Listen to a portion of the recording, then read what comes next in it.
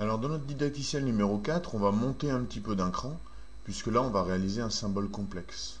Pourquoi complexe? Parce que vous avez vu, on a une association de tubes avec ses ailettes, d'un ventilateur et au milieu d'une magnifique hélice. Alors, toujours même méthode, hein, je vais toujours prendre mon curseur, le mettre sur ma feuille, dézoomer un petit peu, pour avoir une idée de mon échelle.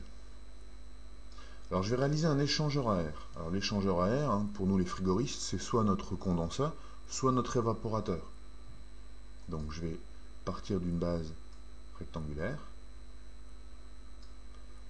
Alors vous voyez, si je fais un rectangle, je perds mon quadrillage. Donc en faisant CTRL Z, j'efface l'opération que je viens de faire. Je vais plutôt le réaliser en trait. Alors en trait, pour que ça me fasse un joli symbole, il faudra que les traits ne se suivent pas. Donc vous voyez, j'ai fait mon premier, je fais mon deuxième, mon troisième et mon quatrième. Lorsque ce n'est pas continu, il me garde un quadrillage. Ici, je représente ma tuyauterie, et sur cette tuyauterie, il y aura 4 ailettes.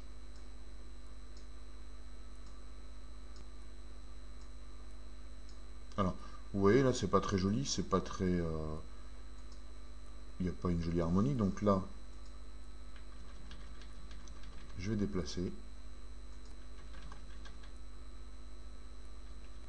Je vais mettre 2,5 entre chaque. Je vais sélectionner cet ensemble et cet ensemble.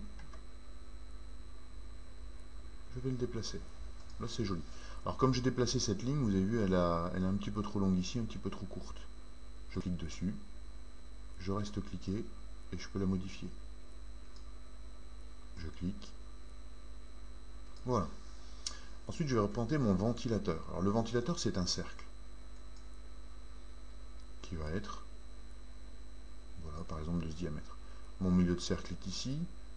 Il faut que je descende et je le déplace. Je zoome en 400. Alors, vous voyez, 400, c'est pas suffisant. Donc, je peux ici modifier en cliquant là.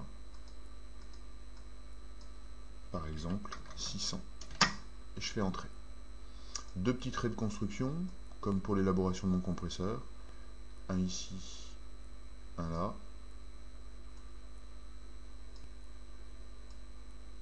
Voilà. Je les supprime.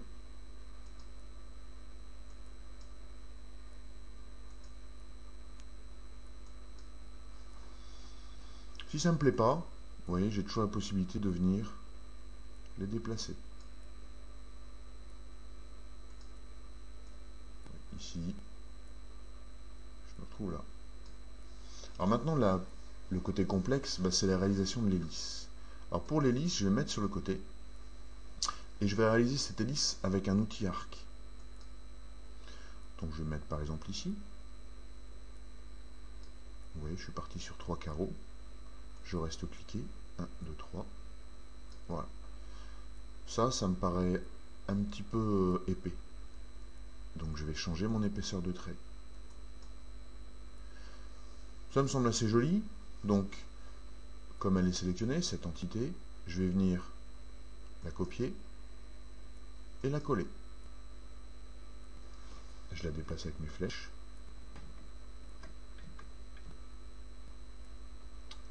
Outil pointeur. Je prends la poignée, je reste cliqué, je tourne. Voilà. Je prends, je sélectionne, copier, coller, et je viens la positionner. Alors, pour que la position soit jolie, moi j'aime bien toujours faire une espèce de petite, des petits traits comme ça, pour pouvoir se positionner. Donc là, je vais prendre mon groupe, je vais le déplacer, et je vais le tourner pour vraiment être à 45. Là, ça me plaît bien. Ça, je le copie, je le colle, je le ramène, et je le tourne. Je m'aide à l'aide des flèches du clavier. Voilà. Ma construction de base, je peux la supprimer. Mon hélice me semble jolie. Je sélectionne le tout, je la prends, je la déplace, je la tourne et je l'ajuste. Alors si elle me paraît un peu trop petite, je peux ici la modifier. Lorsque je fourbe, j'ai une limite d'application.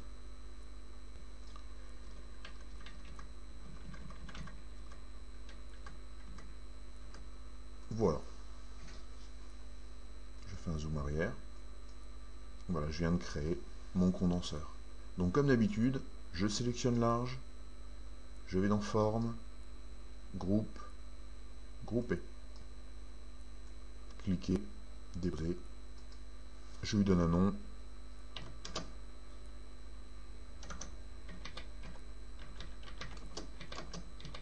Échangeur à air. J'oublie pas de sauvegarder mon travail. Voilà, c'était notre didacticiel numéro 4.